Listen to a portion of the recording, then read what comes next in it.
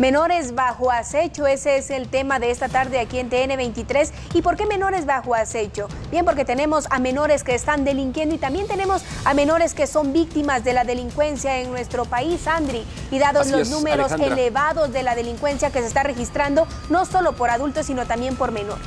4 centros de privación para menores de edad en el país, insuficientes, colapsados, por supuesto, pero tenemos con nosotros al experto Julio Talamonti y también a nuestro compañero periodista Julio Hernández, quien le ha tocado cubrir muchos de estos ataques que realizan los niños, que están bajo acecho porque están siendo pues utilizados para que cometan actos delictivos. Julio Hernández, primero contigo y después tú le das la bienvenida a Talamonti. Gracias, Andri, y Alejandra, por supuesto, a todos los televidentes de TN23. Licenciado Talamonti, hoy pues estoy en esta oportunidad acá en el set de TN23 porque justamente hoy realizamos un reportaje con mi compañero Denis Zacarías. Regresamos al lugar donde fueron localizados Oscar y Carlos, asesinados, recordará usted bien esa historia. Qué terrible. Dentro de Costales. Fuimos al lugar donde fueron localizados. Hablas de San Juan Zacatepeques. San Juan Zacatepeques, y luego fuimos a la aldea Cerro Alto, donde vivía Carlos y Oscar, vivían Carlitos y Oscar. Visitamos a las familias y por eso el tema hoy, menores bajo el acecho, porque así es. Llevamos ya 11 días de que ocurrió esto y no se han localizado todavía a los victimarios de estos 2 niños. Es tremendo lo que nos está comentando. Buenas tardes, estimados televidentes. Andrea, Alejandra, Julito, lo que nos está compartiendo ahorita. Bienvenido. Julito. ¿Por qué? Porque efectivamente, tal y como ustedes lo estaban presentando en este tema, los menores, en primera instancia en Guatemala, se han convertido en unas grandes víctimas del crimen en general. ¿Por qué? Déjenme las cifras que hoy específicamente la Agencia Especializada de Naciones Unidas para la Niñez y Adolescencia, me refiero a UNICEF, estaba compartiendo con relación precisamente al caso que hoy nos va a contar Julito gráficamente. ¿Por qué? Fíjense que en Guatemala diariamente aproximadamente 40 niños, imagínense ustedes, 40 niños quedan en la orfandad. Diariamente, estás hablando diariamente. Estamos hablando de cifras diarias, quedan en la orfandad por los temas de violencia, que matan a sus padres o estos mueren violentamente. Pero les doy una cifra todavía más alarmante, también dado en este informe de hoy. ¿Saben ustedes que diariamente alrededor de 60 niñas, pueden haber también niños, son abusadas sexualmente diariamente en este país? 40 niños quedan huérfanos Así y 60 niños y niñas son abusados sexualmente. Pero esa es una cifra alarmante. Alarmante. Poner la guinda en el pastel de estos datos para que podamos continuar con el tema. Diariamente también en Guatemala, en promedio, según el informe proporcionado hoy por Naciones Unidas, al menos dos niños son víctimas de estos hechos de violencia, es decir, mueren, como es este caso, ¿verdad, Julito? Exactamente, los datos fueron proporcionados por Margaret Nazarit. Ella es consultora en el componente de protección especial de la UNICEF. Ella llegó hoy a San Juan Zacatepeques a una reunión, Andri y Alejandra, para poder tratar temas de cómo poder proteger a los niños. Y en San Juan Zacatepeques se realizó esta reunión hoy porque recordemos que fue el último caso impactante. ¿Quién protege a la niñez en Guatemala? ¿Quién protege a la niñez? 60 niños y niñas abusadas sexualmente cada día, 40 niños huérfanos, 2 asesinados en situaciones pues delictivas. ¿Quién los protege? Porque están bajo ataque realmente, los están utilizando como carnada, los están utilizando para que cometan ilícitos. Totalmente. Y en las cárceles, cuando llegan a los centros de privación de menores, pues no se cumple el regenerarlos, ¿no? El insertarlos a la sociedad. Este tema, Andrea, Alejandra, Julio, estimados televidentes, tiene 2 caras, 2 aristas. Una es esta, la de los menores que son víctimas, pero déjenme contarles la otra mitad. También bajo acecho, y por eso el hashtag es tan oportuno el día de hoy, son aquellos menores, ustedes mencionaban los centros de privación de libertad, llamémoslo así, para menores, que están ya involucrados en el crimen organizado. Recordemos que al día de hoy, por ejemplo, en el tema de las maras, aquellos chicos que se dedican a la extorsión son menores de edad, chicos que se ha reportado desde los 9, 12 años a los 15 y 17 años, en su mayoría por la condición de inimputabilidad. O sea, que en Guatemala al día de hoy, bajo acecho, la niñez y adolescencia, no solo porque son víctimas de la violencia, sino porque también, aparte, se pueden convertir en victimarios, pero a la vez víctimas porque son copados. ¿Esos niños son reclutados a la fuerza? Muchos de ellos, bueno, la mayoría sí, son reclutados a la fuerza. Recordemos aquel niño que fue lanzado del puente de Belice, que no aceptó asesinar a un piloto. Es la hipótesis que se tiene. Muchos son reclutados a la fuerza, pero ¿cuál es la razón?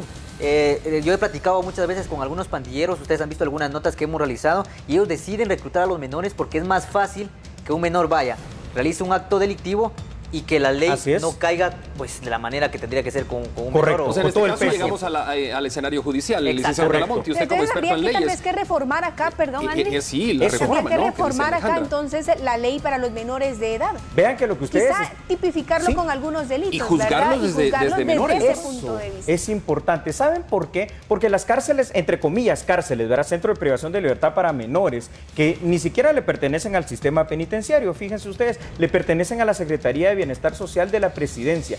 Allí, aunque son menores, entran tal vez con unos 15, 16, 17 años, pero si cumplen una condena de hasta 5 o 6 años, ya llegan a su mayoría de edad. Y estos mayores que están ahí, cuando van entrando estos niñitos de 12, 14, 15 años, pues obviamente ahí sí se van especializando, van sacando su bachillerato en delincuencia definitivamente. Julio, es interesante las notas que hemos visto que realizas tú cuando entrevistas muchas veces a la familia de algún capturado, de algún menor capturado. Precisamente ayer tenías una nota de estas y la mamá del chico hablaba ayer y decía, no, es que él no es malo, inocente, yo lo conozco, él es mi hijo, etcétera. ¿Cómo es esto, el entorno que viven los menores y adolescentes reclutados? Sí, muchas veces, claro que sí, licenciado Talamonti, muchas veces, como lo decías, ayer justamente entrevistaba a la progenitora de la muerte, de alias la muerte, claro, y ustedes veían la entrevista, estaba llorando y decía, ¿quién puede hablar de lo que está haciendo mi hijo? Solamente yo conozco la verdad. Y bueno, varias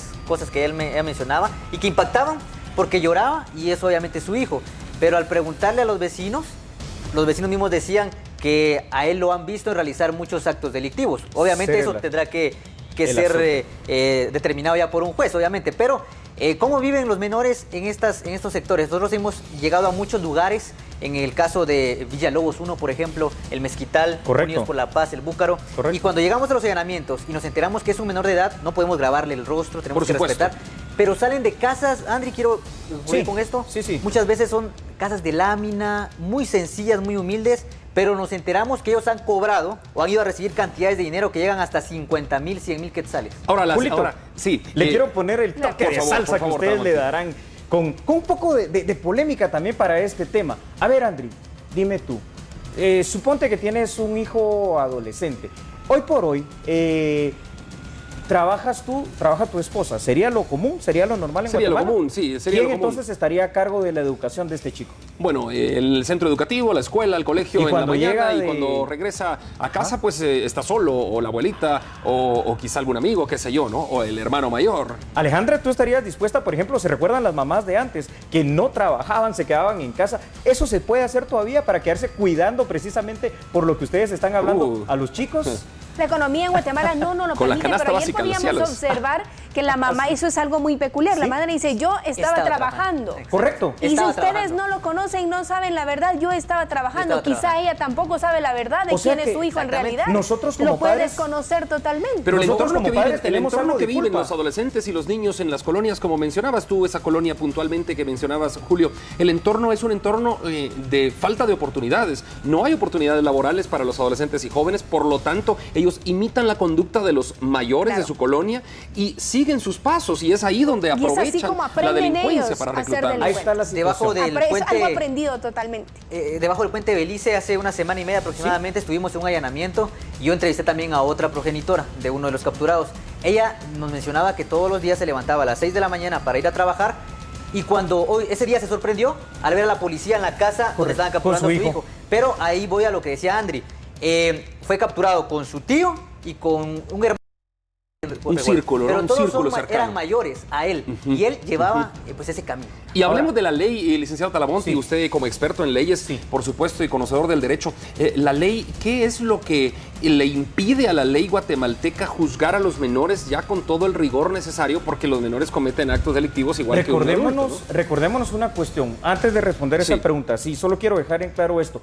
Hoy, la economía, precisamente el día a día, estas prisas y estas necesidades económicas tan ingentes hace que la familia sea dispersa, y por eso para la Mara es tan fácil reclutar a estos chicos en su casa, en las escuelas, falta de oportunidades. Pero hoy, falta de oportunidades educativas y de empleo. Exacto, y en el tema legal, fíjense que esto realmente es un atraso que tenemos al día de hoy, porque la ley no ha evolucionado junto con los problemas y enfermedades sociales que tenemos en Guatemala. Y entonces, se ha estancado precisamente.